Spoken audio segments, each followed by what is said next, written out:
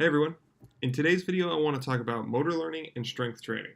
And what I'm hoping you get out of this conversation is a basic understanding of the principles underlying motor learning and how you can apply those to your own strength training to get better results. So, motor learning in the context of strength training is most easily understood if you apply it to powerlifters, and this is because powerlifters have three very clearly defined movements: the bench, the squat, and the deadlift.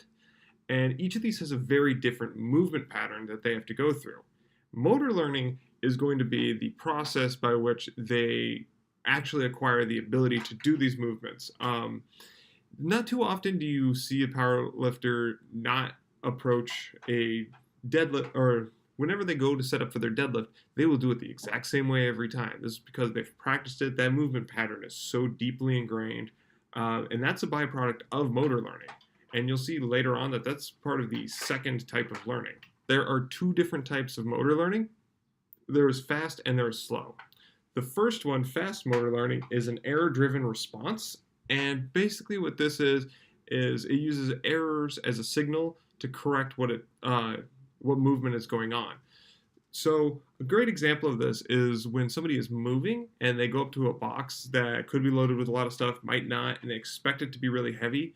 And when they grab it and then they lift it with a ton of force, and they almost throw the box over their head. If you were to actually see a graph that showed the amount of force they were applying over that time, you'd see this huge spike go up and then it rapidly come down because, they thought it was going to be a lot, they had to go down. That's a result of the fast learning system. It's very quick, and all it does is it responds to errors, and those errors, again, are just any difference between the expectation and reality. So the second type of motor learning is the slow learning process. And this basically takes the output of the fast learning process and averages it over time. The result of the slow learning process is an internal representation of basically the motor pattern that needs to be used. And it is very slow to change, as the name implies, whereas the fast learning process is very quick to change. The slow learning process takes that average over the course of them, and it gives most credibility to the most recent experience, but it does still depend on every past experience. So this is why the more we practice something, the more we ingrain it, it actually gets harder and harder to change. So now that we've talked about the two different types of learning processes, let's talk about how these two interact, because this is where we're going to learn how we can best apply it towards our own strength training to get the best results. Now, the first way is interference. Now, it's not that the fast and the slow interfere with each other, but it's that experiences in the fast learning process can interfere with each other when they're being averaged into the slow. What I mean by that is, let's say for a moment that you have somebody that's going to go into the gym and they're going to do 4 sets of squats followed by 4 sets of deadlifts. When there's going to be a very rapid error reduction in both of those.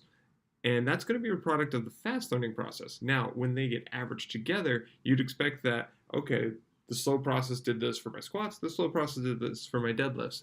That's not actually the case, though, because the slow process is going to average over the whole motor pattern that was used during that time and in that session. So those two processes are actually going to interfere with each other. Now, since they're not really relying on the same components, it's possible that they may not interfere with each other a whole lot, but there will be an interference effect. The other type of interaction that these two learning processes can have is compounded.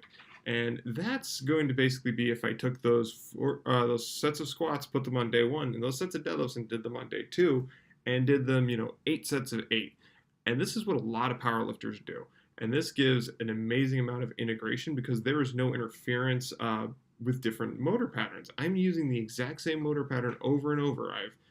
With the warm-up, I reduced the error to as small as possible, and now with the slow learning process, all I'm doing is reinforcing that average. I'm making a very strong internal model of how this movement pattern needs to play out in my body, and this is why when you see a power lifter at a meet, and every time they walk up to the bar to do a deadlift, if they always put their left foot first, they're always going to put their left foot first. That movement pattern just becomes so ingrained, and this is why people find that they have a groove. They have to do things in a certain way. If they don't set up right, they just go back. The more experienced you get, the more you're just ingrained into that certain movement pattern, and that's going to be by really leveraging the way that the slow learning process works. You can't rapidly change what you're doing, and yeah, if you're doing a bunch of different types of workouts in a day, you may get better muscle growth and you may be stimulating there. But if you're focusing on neurological strength, especially in a specific lift, if you want one specific lift to perform better, your best bet is going to be doing that one exercise repetitively and with very minimal change between your sets.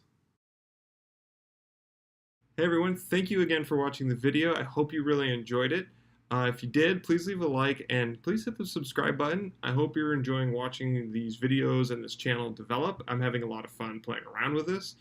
If there's anything you want to see specifically in regards to the neurological system and how it relates to strength training, specifically motor learning, neuroplasticity, go ahead and ask in the comments and I'll see if I can go ahead and turn that into a video. Also, if you're interested in the type of content that I'm putting up on this channel, then you'll definitely like my website, Brawn for Brains, which you can find at www.brawnforbrains.com. The link will be in the description. And thank you for watching. I'll see you next time. Train smarter, train stronger.